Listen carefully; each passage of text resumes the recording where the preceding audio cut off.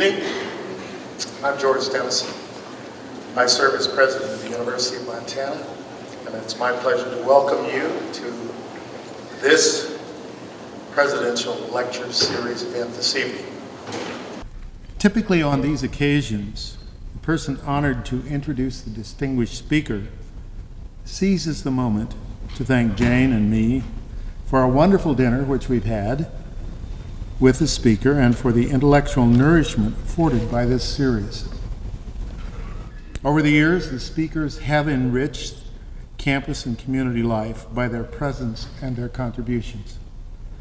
Tonight will reinforce that tradition.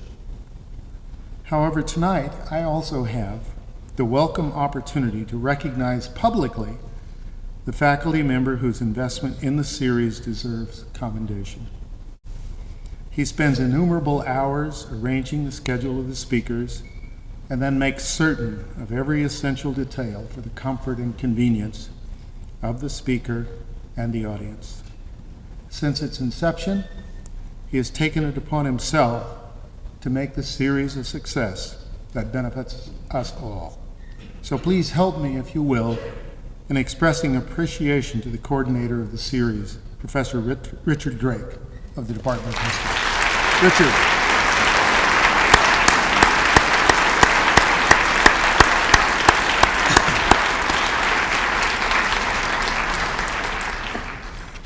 Our speaker this evening, as on most evenings, actually deserves no introduction.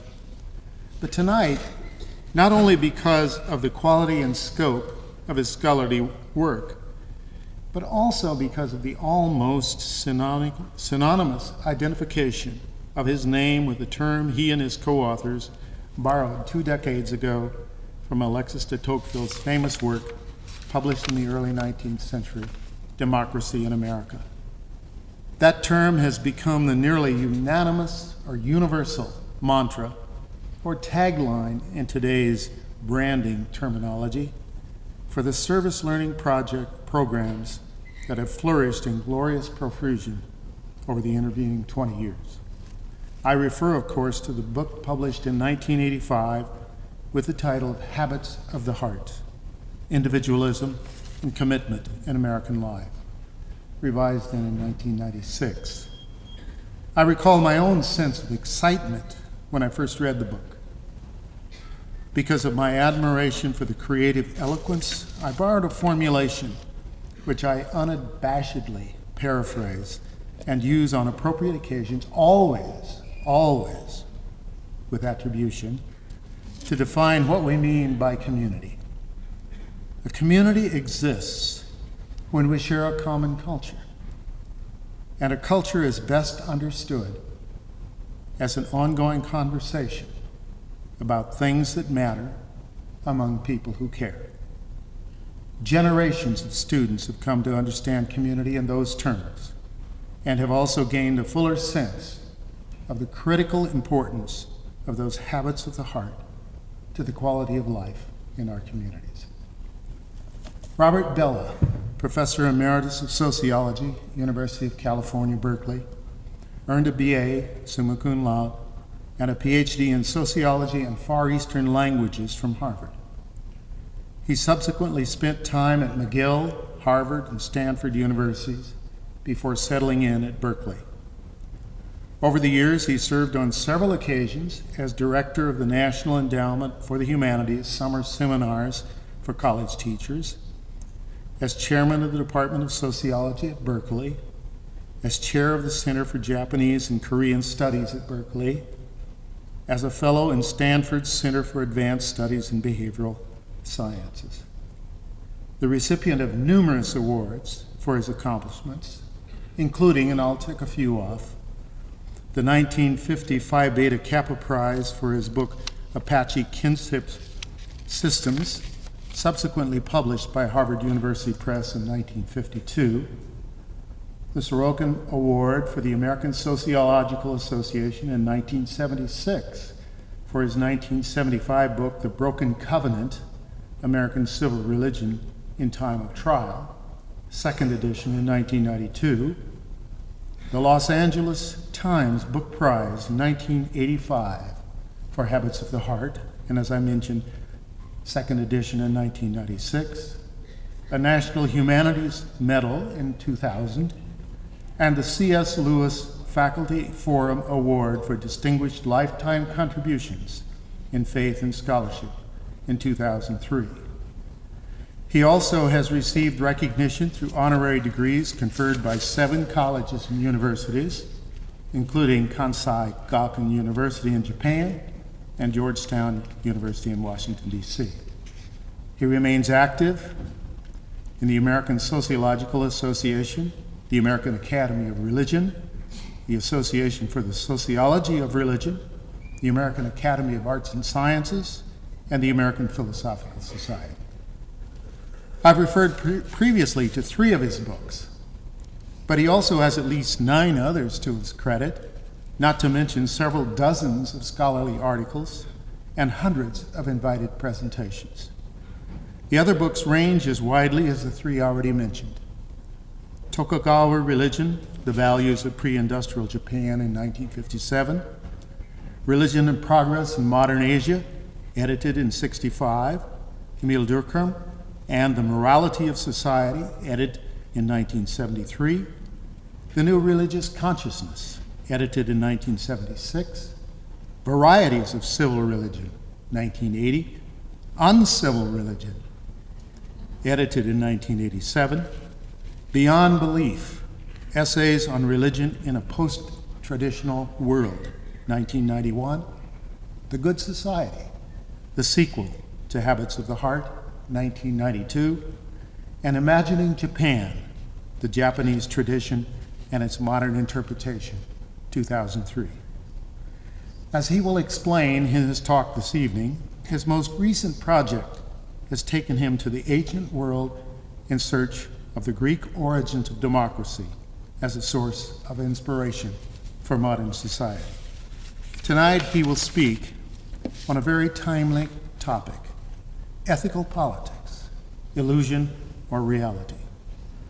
I know I speak for all of us when I emphasize how very much we can benefit from an analysis of this question. Following his talk, he has graciously agreed to respond to some questions. Ladies and gentlemen, join me in welcoming to Montana, to Missoula, to the University of Montana, and to the podium, Professor Robert Bellah.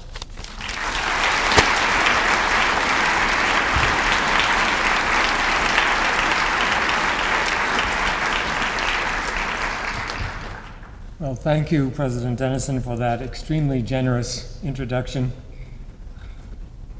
and also for the most remarkable dinner. I mean, I can tell you, I've had a lot of pre-talk dinners in my life. This was the best I've ever had. And I come from Berkeley, which is gourmet heaven, so Missoula really is quite astounding in the culinary department. But tonight we're talking about politics and ethics, and so I want to get down to that issue. Before I get to the illusion or reality question, we should spend some time thinking together about the meaning of ethical politics, or first of all, the meaning of politics, and then later the meaning of ethics. Even though I'm a sociologist, this is a lecture in philosophy, so you will forgive me if I want to spend some time getting our terms straight. As we found out in our research for Habits of the Heart, most Americans think they know what they mean by politics and by politicians, and it isn't very nice. Politics is the way some people get what they want by using undue influence, questionable tactics, even thinly veiled forms of bribery, or even outright bribery. If this widespread understanding of politics, which by the way contrasted sharply with what most people meant by volunteering or getting involved, which was usually greeted with strong approval, and that wasn't politics. Politics is bad, but volunteering is good. If this understanding is correct, then the answer to the question of my lecture title is clear from the beginning. Politics isn't ethical. Indeed, almost by definition in the minds of many Americans, politics is unethical. As I said on some occasion earlier today, just yesterday in the San Francisco Chronicle, there was an article about how all the people that are running for state office, we have a gubernatorial election next fall, are claiming they're not politicians. They're whatever they were before they became politicians. So it is really another confirmation of how negative this whole idea is. Yet we claim to be a free society, a democratic society, a self-governing society. And for most people, these terms are positive. We tend even to divide the world between democratic societies, which are good, and undemocratic ones, which are bad. But how do we exercise our freedom? How do we govern ourselves in a democratic society except through politics? How can you be in favor of democracy but so negative towards politics? I want you to keep that in mind. That's the question that hovers over my whole talk tonight. If democracy is good, how come the political practices that make it work are inherently corrupt? Well, you say it's not that the democratic politics are inherently bad, it's just that ours at the moment are bad and we need to reform them. Fair enough. Most institutions, most families, most marriages, most individuals could always use some reform. That's not hard to understand in a culture as deeply informed by Calvinism as ours is. But will just putting stricter rules on lobbyists make our politics ethical? Or are there deeper issues that we need to think about, issues we don't usually think about, issues concerning both ethics and politics that we need to consider? Again, since this is a lecture in philosophy, I want to examine our common language and ask if it doesn't point to deeper issues than we usually consider when somebody talks about ethics and politics. One more conjuncture that will affect my lecture. I was asked to give this lecture at a time when I was working on ancient Greece, the birthplace, after all, of democracy. That's where we get the term.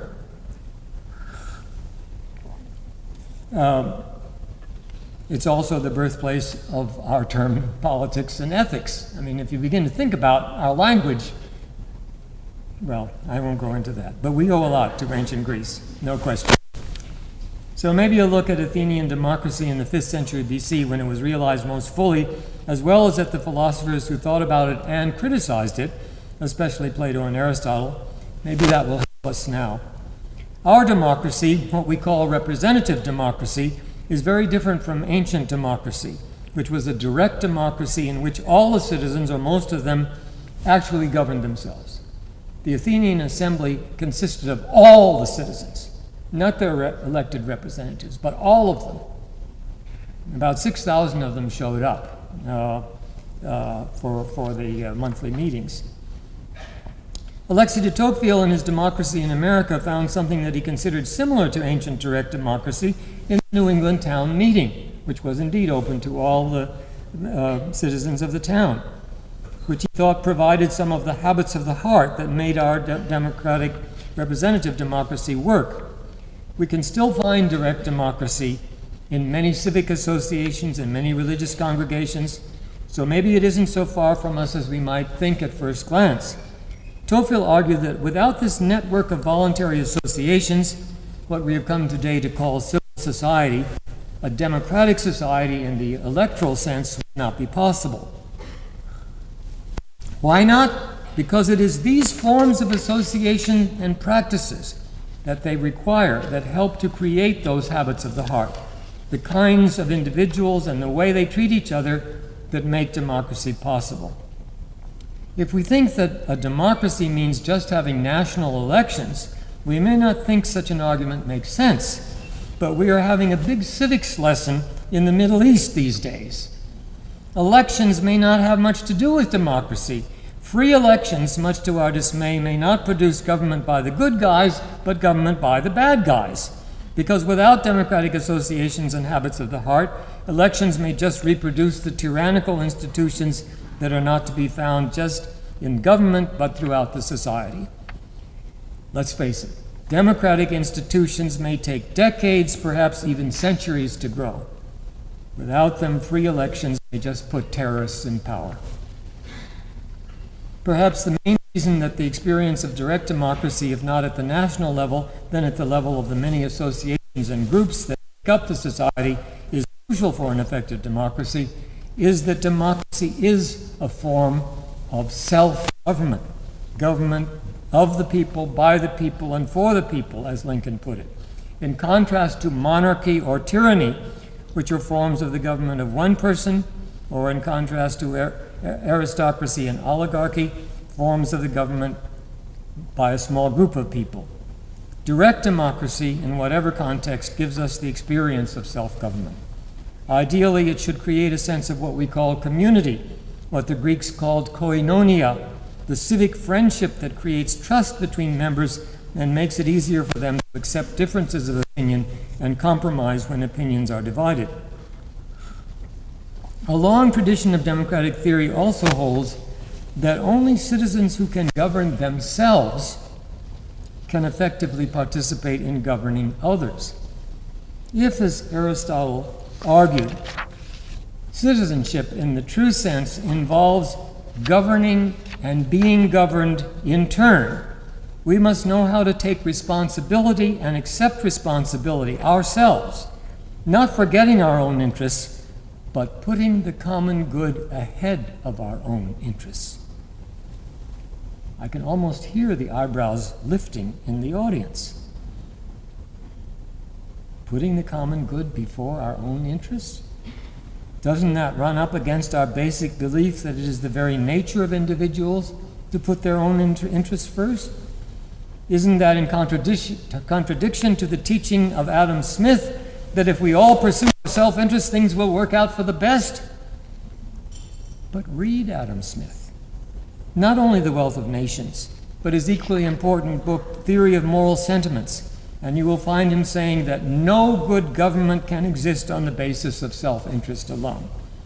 Smith's notion of the invisible spectator, whom we must always keep in mind if we are to be truly ethical persons, his version of what Immanuel Kant will later call the categorical imperative, requires that we put the common interest above our own. Adam Smith believed that the pursuit of self-interest was a proper principle in the economy, but not in politics. Indeed, without a framework of ethical politics, a purely self-interested economy would quickly lose the trust that even economic transactions require, and so would be self-defeating. So, in a day when free market fundamentalism has become hegemonic in our society, we might remember the teachings of one of the founders of the idea of the free market. Later in this talk, I will raise questions as to whether we really even understand self-interest in its deepest sense. What I've been suggesting so far is that if we really want a democratic society, ethical politics is not an option. It is a basic requirement. Political philosophers all the way back to Plato believe that different forms of political regime are linked to different types of person, different traits of character, different principles of behavior. One influential version of that idea was that of the Baron de Montesquieu, who lived in France in the early 18th century and whose book, The Spirit of the Laws, was influential among the founders of the American Republic. Montesquieu wrote about three types of government: despotism, monarchy, and democracy. The principle of despotism, he said, is fear. One must always worry about the arbitrary action of the despot, so that living in insecurity, fear is a natural self-protective response. Monarchy is by definition characterized by, in Montesquieu's definition, by significant intermediate institutions led by nobles who compete with each other. So its principle is honor. Nobles are motivated by ambition, the desire to outdo each other, and are jealous of their honor. The principle of democracy, however, says Montesquieu, is virtue. Those who rule must consider themselves under the same laws as those they rule. They must put the common good above their own good. Two corollaries of democratic virtue are, for Montesquieu, equality and frugality. He does not mean absolute economic equality, though great disparities of wealth are inimical to democracy, but equality under the law, equality of respect. Frugality is necessary because if the citizens put their own ambition and their own acquisition above the common good, they are on the road to monarchy. Only a frugal people will maintain its virtue. Now, I think we must all ask ourselves, if Montesquieu could consider the United States today, would he call us a democracy or a monarchy? One of our most interesting early 20th century philosophers, George Santayana, had this to say: if a noble and civilized democracy is to subsist, the common citizen must be something of a saint and something of a hero. Did you hear that? Something of a saint and something of a hero. We see, Santayana went on, therefore, how justly flattering and profound and at the same time how ominous was Montesquieu's saying that the principle of democracy is virtue. How ominous indeed. We might remember that most of the founders of our republic thought it unlikely to survive any great period of time. John Adams thought at most it would last 50 years. We think they were wrong. But if we examine closely what a democracy really is, we shouldn't be so sure. Now I'm going to take a really dangerous step. Let me begin, therefore, with an august authority, Winston Churchill. He is widely believed to have said, though I have tried very hard and never been able to track down the exact source of the quote, that democracy is the worst form of government, except for all the others. That is usually interpreted somehow as a ringing endorsement of democracy, which is a convenient way of avoiding what might be meant by its initial clause, democracy is the worst form of government. I think we could imagine Plato agreeing with Churchill as to the first clause, but also, I believe, to the second as well, for Plato hated tyranny or despotism most of all, and had only the most fanciful idea of monarchy, that philosophers should be kings, an idea that he had no hope would ever be put in practice. Indeed, after if we made Albert Borgmann president, we'd really be in luck in this society. Indeed, after the excesses of the 30 tyrants in late 5th century Athens, Plato came to think of extreme democracy that had preceded the 30 tyrants as the golden age. Yet Plato was a critic of democracy, and maybe we should ask why. 5th century Athens was perhaps the only example of true, that is, direct democracy that history has ever seen. When you really think about it, it is stunning. Maybe a few small towns, but Athens was the metropolis of Greece, the largest and most powerful city in ancient Greece. To us, not so big, only a little over 200,000 population, bigger than Missoula, however. Most Greek cities, as Athens had done earlier, even though they included most citizens in the assembly, reserved the important offices for aristocrats or the wealthy. Athens in the early 5th century removed this restriction, placed all power in the hands of the democratic assembly, and chose its officials by lot or by election of the assembly. I can't go into detail, but there are several things that help us understand how this ancient city was so exceptional in the whole of human history. The only pure democratic society that has ever existed. And it existed for quite a long time, a couple of centuries at least.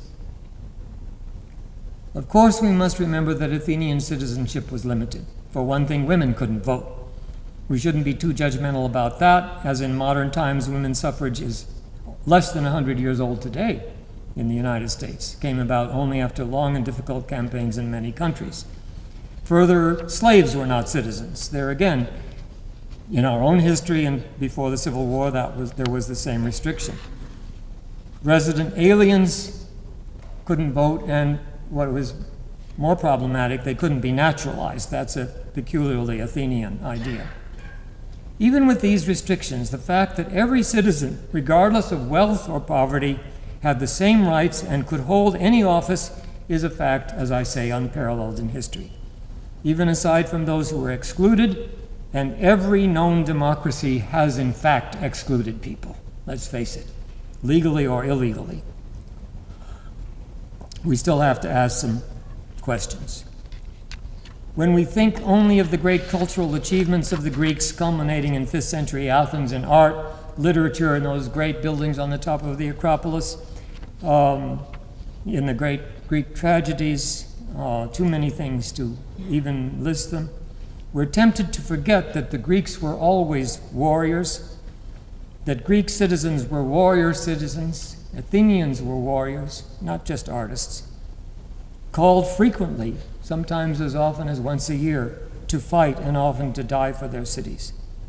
The infantry, composed of moderately wealthy farmers, had been the backbone of democracy everywhere it had appeared in Greece. But after the great naval battle at Salamis in 480 BC, when the Athenian navy defeated the much larger Persian fleet, the navy became the main military force of Athens, the basis of the empire that Athens proceeded to build, first as a defensive alliance against Persia, then as territory to be exploited for the gain and glory of Athens. It was the need for oarsmen in the Greek ships, the Athenian ships, that gave a new status and income to the Athenian lower class, those without property, those who weren't farmers, who weren't really fully included before, because now they were the backbone of Athenian power. And they provided the oarsmen for the navy, which was more important than the infantry. And since they were the basis of Athenian military supremacy, they had to be fully included in the assembly, the source of all power in the Athenian state. That these oarsmen loved their country, there is little doubt. That they had an interest in the extension and maintenance of the Athenian empire is also without doubt. And it was the empire that undermined Athenian virtue, gave rise to demagogic politicians, involved brutal oppression of many conquered cities, and finally led to complete political and military disaster.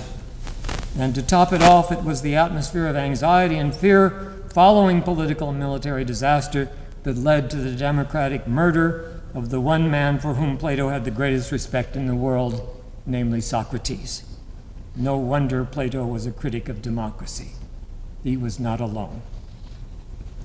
It might surprise you to know that I would place the central icon of American history, Abraham Lincoln, as in one sense a critic of democracy. Let us remember the Lincoln-Douglas debates of 1858, that is 2 years before Lincoln was elected president, when Lincoln and Douglas were running against each other for the office of senator from the state of Illinois. The crux of the debates had to do with whether slavery should be extended to the territories. Douglas argued that it should be left to the citizens of the territories to decide whether they wanted slavery or not. He said, if they want slavery, let them have it. Let the majority rule. Isn't that democracy? Lincoln said, no.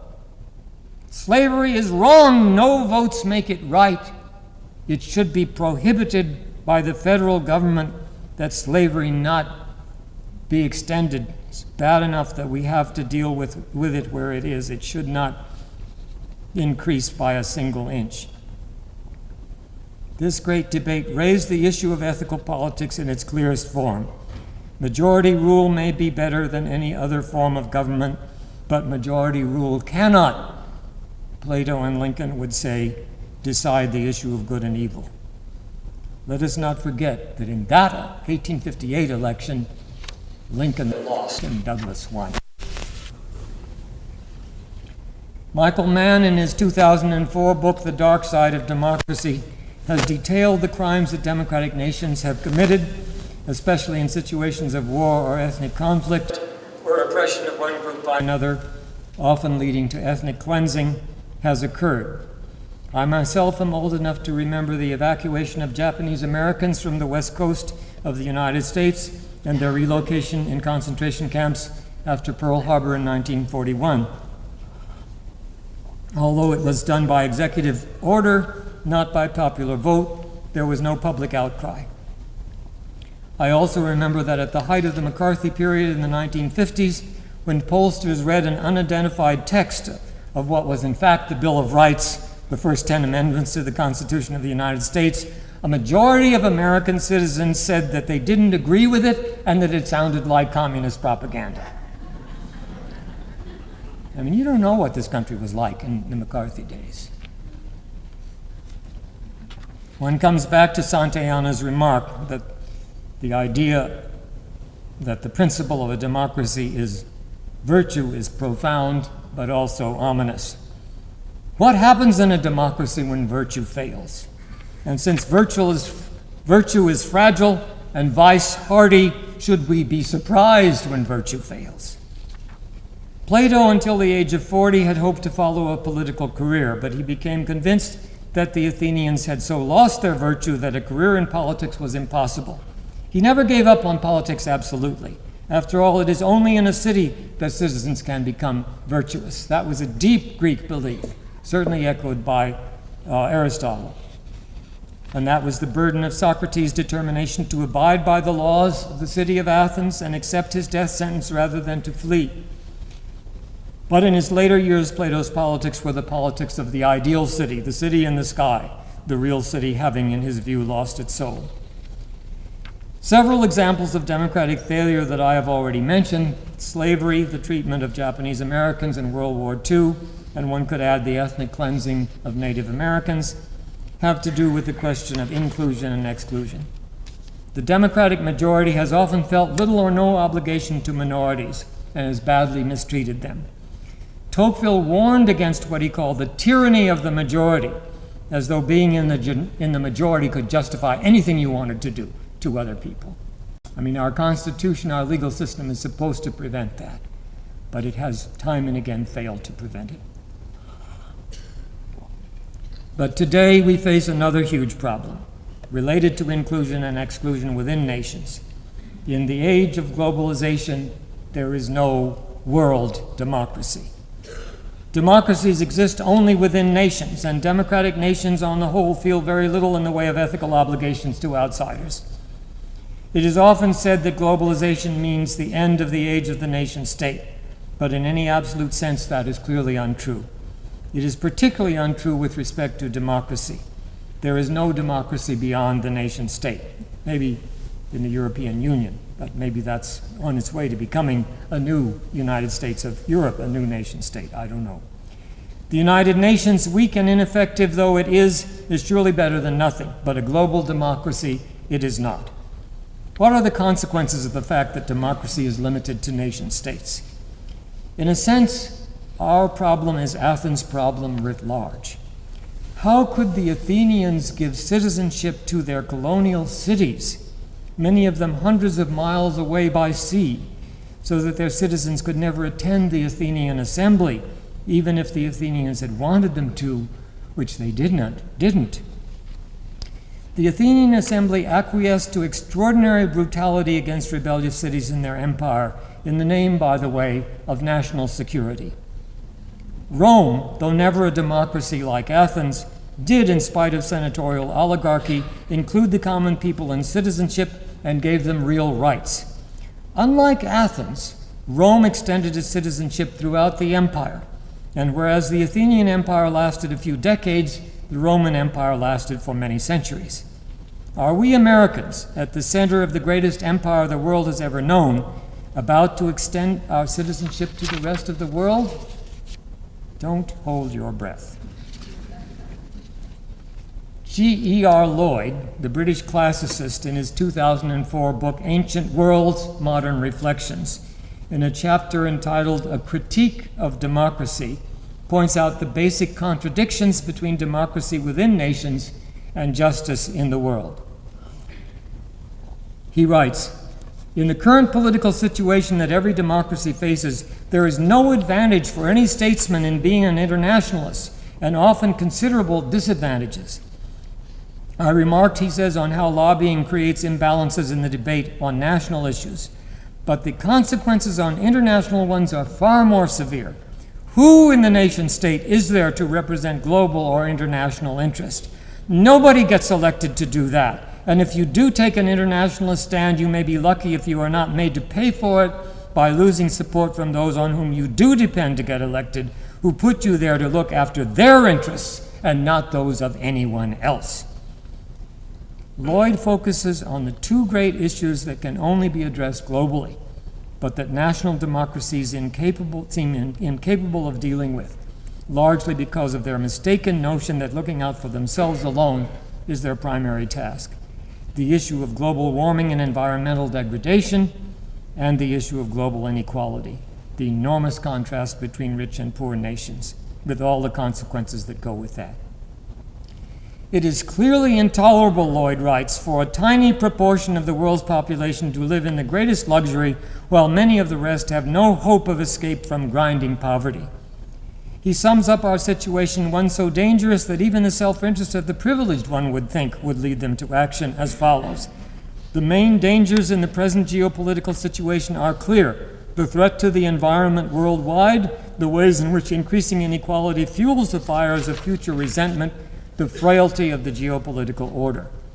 And as a citizen of the UK, Lloyd points out that in much of the world, the United States is seen as the problem, not the solution, because it has become a law unto itself, believing that if the rest of the world does not accept US policies, too bad for the rest of the world. If Lloyd's analysis of the situation of all the world's democracies and of the US as the most powerful democracy is at all right, what can we do about it? That's fine. I get a little warm and also heated up here with my rhetoric. Lloyd's own conclusion is that the diagnosis of, quote, the weaknesses of democracy at both the national and the international level is utterly bleak, and the prognosis is almost equally so. So he doesn't give us a lot of help. But he doesn't completely despair either.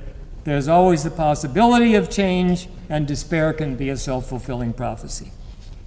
If the problem of Athenian democracy was corruption at home and imperial arrogance abroad, is there perhaps a parallel, even at an enormously greater scale, in our own situation?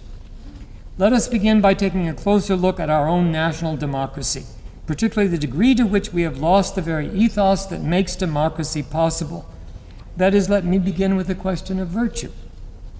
Socrates was speaking not only to his fellow Athenians, but to all of us, when he said that our first concern should be with the virtue of our own souls. In a democracy, we govern and are governed in turn. In the most powerful democracy in the world, we to a significant extent govern the world. You and I, we do. The people we elect control the world. Every time we vote, however problematic our electoral system is, we are exerting that power to govern. Are we worthy of it? Is there enough virtue in our souls to make us capable of governing the world? That is what every American citizen, every citizen of all the advanced nations, must ask himself or herself, for it is we, not the poor and the weak, who are deciding the future of the globe. Not that the poor and the weak will be silent or refrain from violence, but that depends above all on how we act. Although we are responsible for the virtue of our own souls, it will be extremely unlikely that many of us will be virtuous if we live in a vicious society. We need to be concerned, therefore, with the health of our society as well as the health of our souls. As I noted previously, Montesquieu held that the principle of a monarchy is not virtue but honor, though he uses also the word ambition, which I think makes more sense to us today, ambition for Americans. The reason virtue can be replaced by ambition in a monarchy is that the people have ceased to be self-governing. They accept the machinery of government, the springs and wheels, as Montesquieu put it, that have been set up by others, and only attempt to increase their own power and riches within the limits of rules set by those above them. To some extent, this is inevitable in a representative democracy, which cannot engage the full responsibility of all its citizens. But if Tocqueville was right, some degree of direct democracy at the local level is necessary to keep alive the virtue without which democratic freedom cannot survive. We have good evidence, most comprehensively summed up by Robert Putnam in his book Bowling Alone, but confirmed by Robert Wethnow's loose connections and many other studies, that the societies, groups, and associations that have provided the experience of direct democracy to Americans are all in more or less precipitate decline and have been for 30 years or more. Our connections have become looser not only to groups and associations, but even to jobs and families. More and more we are forced to make it on our own, and personal responsibility has become a kind of mantra that we shouldn't expect help from anyone else because we have to make it indeed all alone. This is just the social situation in which ambition replaces virtue and monarchy replaces democracy. But we still have elections, you say. How can we be called a monarchy? Tocqueville had an answer to that. He called it soft despotism. in which the outer trappings of democracy would survive, but in fact people who had lost their freedom rise up every 4 years to elect their rulers and then sink back into the torpor of their slavery. Elective monarchy is not an unheard of political form in human history. With the rise of the imperial presidency, maybe we have an elective empire. Montesquieu reminds us that monarchies can do great things, but at a price. In monarchies, he writes, policy affects great things with as little virtue as possible. Indeed, in well-regulated monarchies, they are almost all good subjects and very few good men.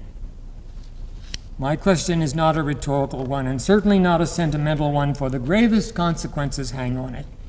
Can a society that has become a kind of monarchical machine run by private ambition, but effectively lacking in virtue and human goodness, be able to face the enormous ethical problems of the world today? So when in my title I ask whether an ethical politics is a reality or an illusion, I'm not asking about bribery or deceit among our politicians, but about the state of our society that makes such bribery and deceit routine. My question is indeed a daunting one. A double one, in fact. Can we recover the dignity of politics as a calling for every citizen in a democracy? One requiring all the virtue we can muster. And then can we extend that democratic citizenship so that in some significant sense we can be citizens of the world, responsible for the future of our planet as well as our own society? Not easy, you say. Surely not easy, but think of the consequences if we fail. To recover our capacity to govern ourselves and our world effectively will require reforms that are simultaneously social and ideological. Putnam speaks of declining social capital, a metaphor I'm not fond of, and which he told me privately he had chosen so as to be seen as doing hard political science, avoiding a soft term like community.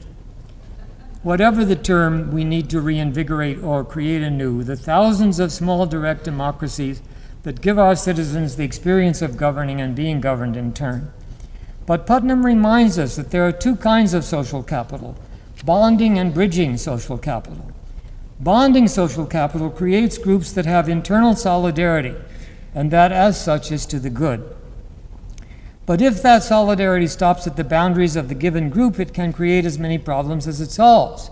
We need bonding social capital, loyalty and civic friendship within the group, but we also need bridging social capital, the capacity to reach out to other groups to create larger solidarities. This is key even within democratic societies, for if we have groups with only bonding and not bridging social capital, we have indeed what we most fear, a society that is nothing but a collection of special interest groups, each seeking its own good with no regard for the common good. And of course, this is the most challenging issue that faces us in the world as a whole. Can we create bridging social capital that will cross national boundaries and create international solidarity? Indeed, we have such groups, relatively small and fragile, but exemplary. Doctors Without Borders, Amnesty International, Greenpeace, many.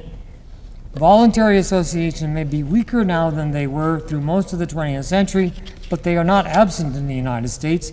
And one of Putnam's more hopeful findings is that during most of the 20th century, social capital went up. If it could go up once, it can go up again. But we need not only a social transformation, we need an ideological one. They entail each other. Here the challenge is daunting and the relevant initiatives not yet very coherent. Through much of modern history, some form of socialist ideology has countered the ideology of capitalism.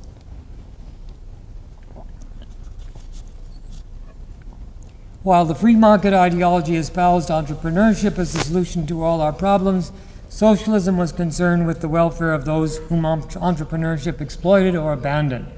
The terrible excesses of communist tyranny have given all kinds of socialism a bad name, though in much of the world outside the U.S., political parties with socialist in their names continue to win elections. But even these parties have been co-opted in many cases by neoliberalism, a moderate form of American free market fundamentalism, so that a robust alternative to the idea that the market will solve all problems has been hard to find of late. Where so many have been trying with no great success to formulate a new vision that would offer a serious alternative to free market fundamentalism, I will not even attempt such a task, important though it is. Rather, what I want to do in my remaining moments is draw from my current work on ancient Greece and ask some preliminary philosophical questions about the very basis of an ethical politics that might help us deal with the enormous problems that we are largely ignoring at present. Through most of this talk, I have assumed a dichotomy that our culture takes for granted, namely the contrast between self-interest and concern for the common good. The easiest solution to this contrast in our culture at present is the idea that if we all pursue our self-interest and are as selfish as possible, the result will be the common good, an idea that I noted earlier Adam Smith did not endorse. The slogan of the 1980s that greed is good is somewhat tarnished by the great corporate scandals of recent years, but the idea is alive and well, and often the mantra of individual responsibility is only another version of the same thing. Excuse me, I got a little more water here.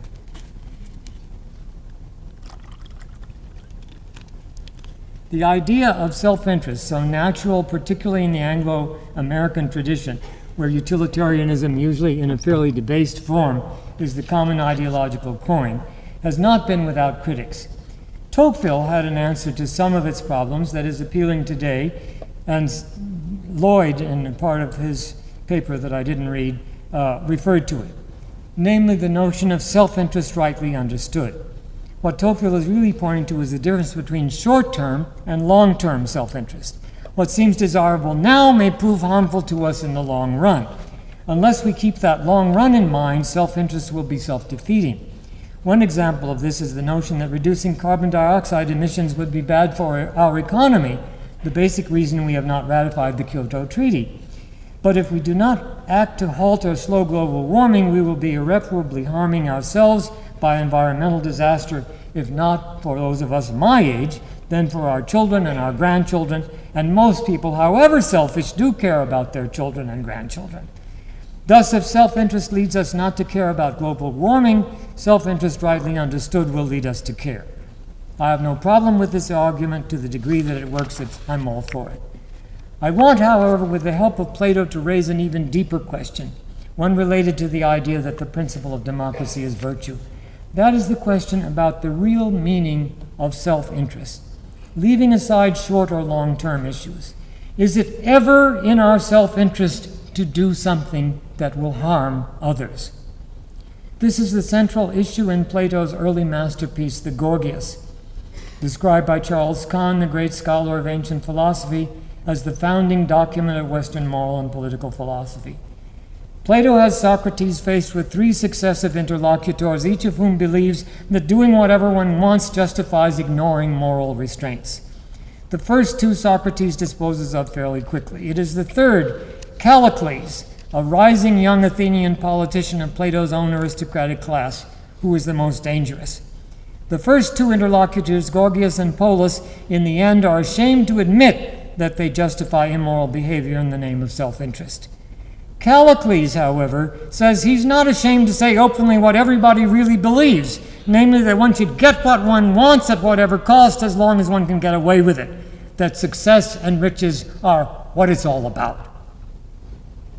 Yeah, it's worth reading today. Socrates, who defends the idea of justice, that is, treating everyone justly and never harming anyone, never even harming those who have harmed oneself, doesn't just denounce Callicles' idea. He tries to show Callicles that he himself doesn't really believe it, because he, like everyone else, knows that one's real self-interest is doing the good, that behaving unjustly is a disease of the soul, and no one would consciously choose disease over health. Now, partly because of the very argument of this talk, that the principle of democracy is virtue, when some years ago I taught Sociology 1 at Berkeley, I assigned the Gorgias as the first book on the reading list and Tocqueville's Democracy in America as the second. I thought the students would be so moved by the nobility of Socrates and would see so clearly the deviousness of Callicles that I could at least begin the course with some common understandings of the virtue of justice. What I didn't expect is that many of my students found Callicles far more attractive than Socrates. That Socrates to them was just a boring old fuddy-duddy prating about virtue instead of seeing that Callicles was living in the real world. It came to me as a shock that I was teaching a class composed, if not wholly, at least of quite a few Callicleses, and that my job as a teacher was going to be much harder than I had imagined. It is important to remember, because the teachings of Christianity put things somewhat differently, though I don't think that in the end they are antithetical to the teaching of Socrates, Plato in this regard, that Socrates is not telling Callicles to stop thinking of himself and start thinking of others. Socrates is telling Callicles to really start thinking of himself, to ask himself what kind of soul he wants to have. For to Plato, our common contrast between egoism and altruism, a secularized version of pietist Protestantism, is meaningless. A true concern for the good of the self would lead us to see that only a just self is good, and a just self will treat all others justly. In short, according to Plato, it is only our false desires, desires that harm ourselves more than others, that must be denied. Plato believed that nothing is more injurious to the self than harming others, and that no one who properly understood himself would do such a thing. Our true desire, our deepest need, is to have a good self, and a good self will act well to all others, even to not returning evil for evil, an idea that centuries of readers have seen as parallel to the teachings of another ancient figure who lived in a nearby country. Indeed, when Callicles really gets exasperated because Socrates is making him see that even he is ashamed of his own selfishness, he warns Socrates that going around talking as he does could end up getting him killed. What I am suggesting is that an alternative ideology to the one that dominates our society today, an alternative that seems illusory to the realists of our time, but that is the only way to make ethical politics a reality and not an illusion, is a recovery of a true understanding of the self, one validated by Plato's moral philosophy, but also by most of the great religions and philosophies of mankind. We live in a society obsessed with the self. Above all, most of us want to be rich, powerful, beautiful, and admired, or at least one of the above. And I certainly can't claim to be an exception. But instead of saying we are too obsessed with the self, perhaps we should say we are not obsessed enough. We haven't looked deeply enough into what we really want, which is the just self, capable of treating others justly in the context of a just society. So here I come to the next step. Perhaps it is necessary in dealing with humans in general, or perhaps only in societies like ancient Athens and contemporary America, that we must start with the self, for these are classically self-centered cultures. But selves do not exist in isolation. It is hard to be a good self in a bad society. It might even get you killed. It is easy to be a bad self in a bad society, for the bad self is a good citizen in such a society. In the Gorgias, Plato seems to be concerned only with the individual self, but in fact, even there we find a concern for the larger society. Socrates admonishes Callicles not to become a kind of pirate engaging in limitless evil in order to get what he wants at any price. Such a person, Socrates says, is a friend to neither man nor God. Quote, "For he is unable to share in any community, and where there is no sharing, there is no friendship. Callicles, wise men say that heaven and earth and men and gods are bound together by community and friendship, by orderliness and temperance and justice. And for this reason, they call the universe cosmos, world order, not disorder, not dissoluteness." For Plato, the concern for society moves to a concern for the world as a whole, for the divine as well as the human. Plato's most ambitious works, the Republic and the Laws, are designs for a good society, one in tune with the harmony of the cosmos. Designs that are problematic for us, to be sure, and not ones we would want literally to implement, though some scholars today believe they were intended to stimulate reform of democracy, not abolish it. But Plato was surely right that a good self and a good society entail each other, and in the age of globalization we must add a good self and a good world entail each other. However, we might want to formulate a counter-ideology to the dominant one. Could we say a really democratic one in contrast to our present monarchical one? We could certainly start with Plato's idea of justice as essential in the soul and in society, and with Montesquieu's application of democratic virtue with the principles of equality and frugality. Frugality might seem an old-fashioned idea, an expression of purely private virtue. Yet frugality in today's world is an ecological imperative. It is obvious that if the number of automobiles per capita in the US should be shared by the rest of the world, or even just by China and India, we would quite literally be cooked. But can we ask the rest of the world to be frugal in the use of fossil fuel while we go on our wasteful ways? I hope you see what I mean.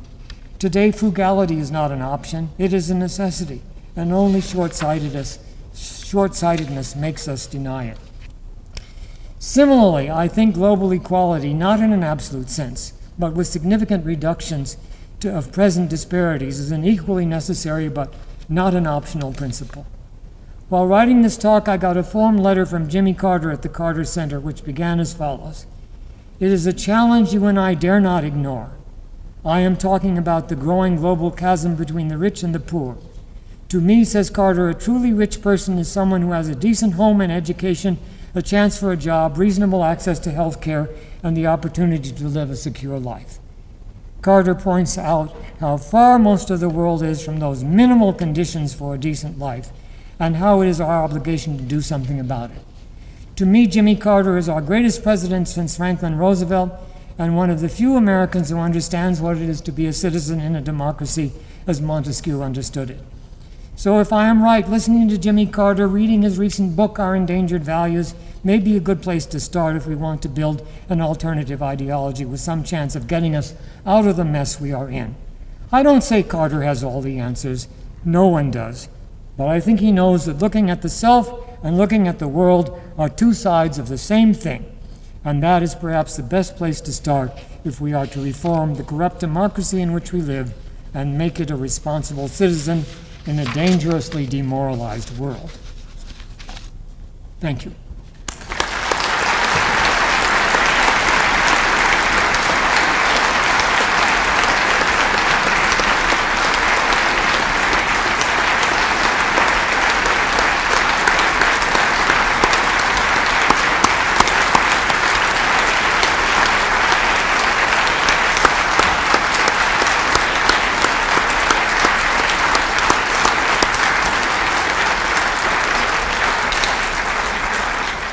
Professor Bellah has agreed to respond to some questions, so if you have some, please address them, and we will call him back to the podium to answer.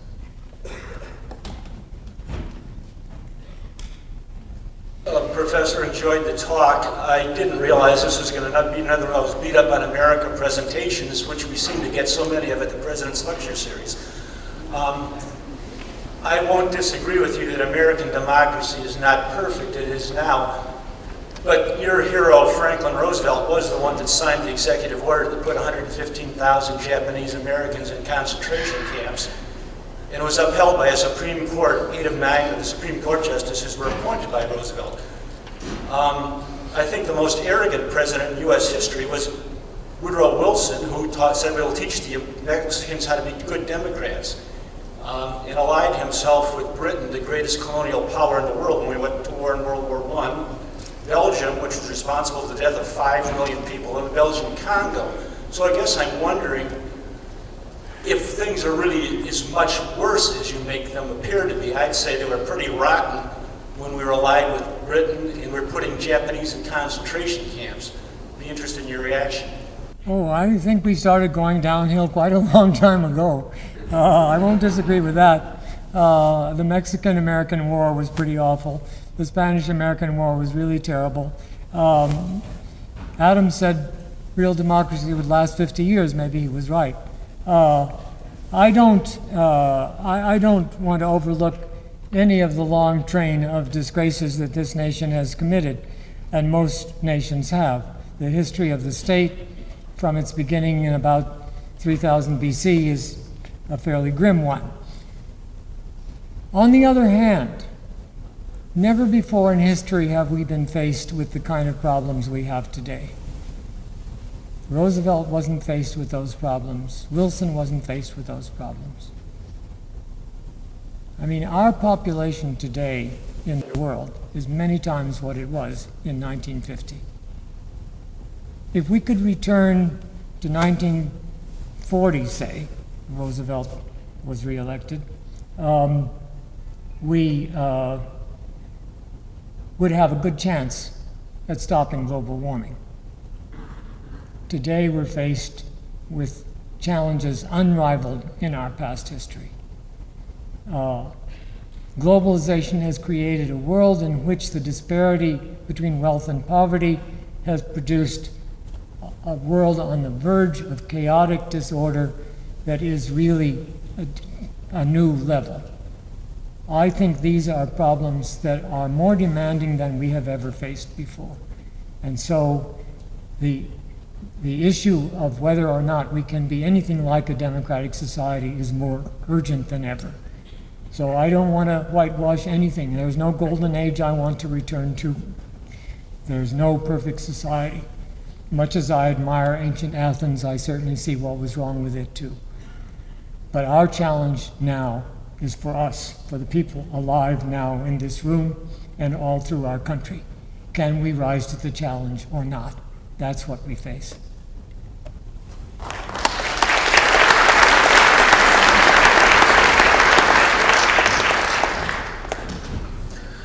You described what you had to say as philosophy.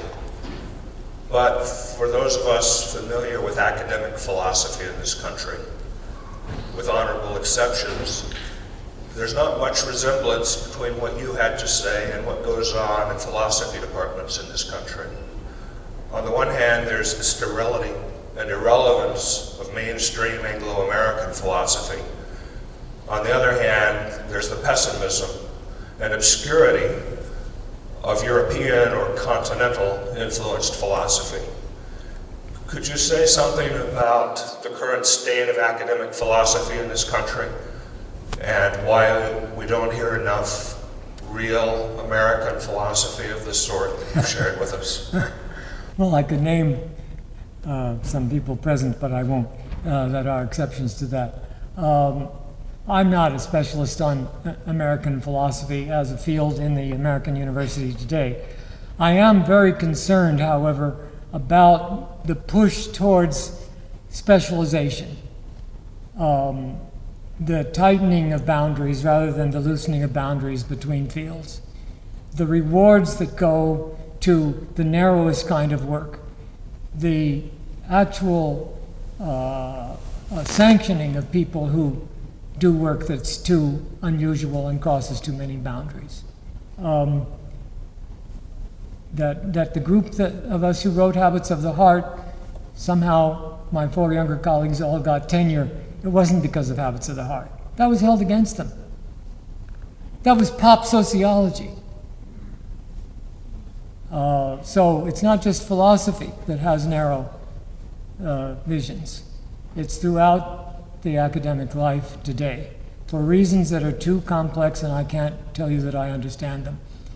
But I think good citizens of the university everywhere, and I have a sense from talking here at the University of Montana, there are many people here who are aware of these pressures and are doing what they can to resist them. So what you point out as a problem in philosophy is a much bigger problem, widespread in the American Academy. One more question.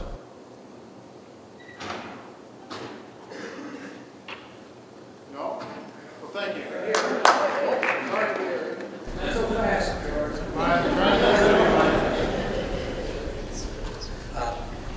Professor Bellah, I was really stirred by your remarks this evening. Going back, I think even further than you do, I remember what it was like during the Great Depression, growing up in the big city, and how many of us were feeling that we needed some basic changes in the way we did things, economically, especially. We became partisans of different kinds of alternative ways of running the economy.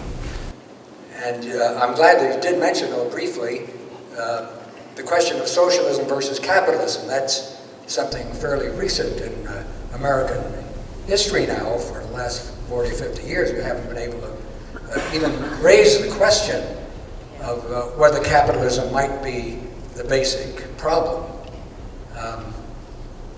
So I would just appreciate your take, perhaps in a somewhat more practical way of giving those of us who still hold on to these ideals that that we need an alternative to the control of our economy by the oligarchs and the corporate barons.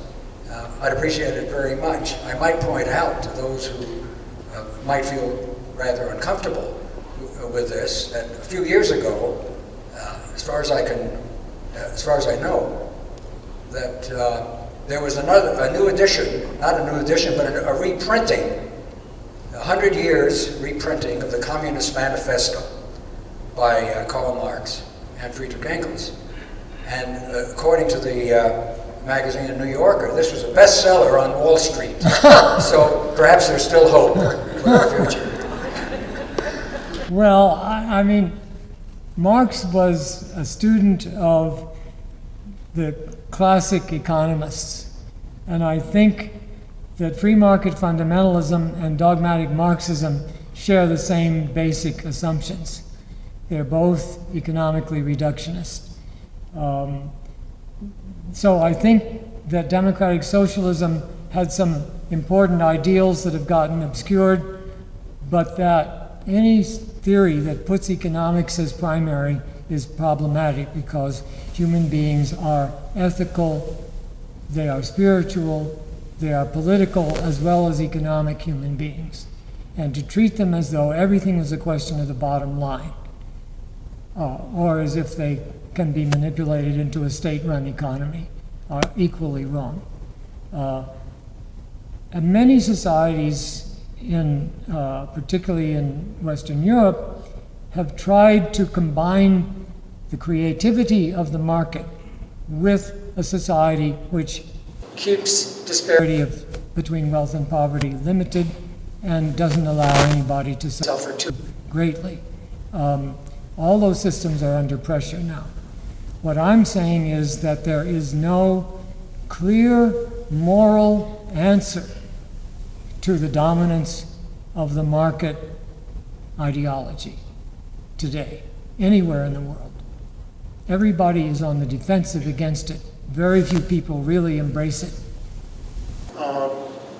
But what we need is what I'm calling for and not claiming to offer, because if I had it, I would be giving that lecture and not the one I gave. We need a strong, positive, not simply saying what's wrong with the market dominating everything. We know that. We need a strong, positive alternative to that. And that's what I'm hoping for. And I'm keeping my ears wide open for it. So thank you very much.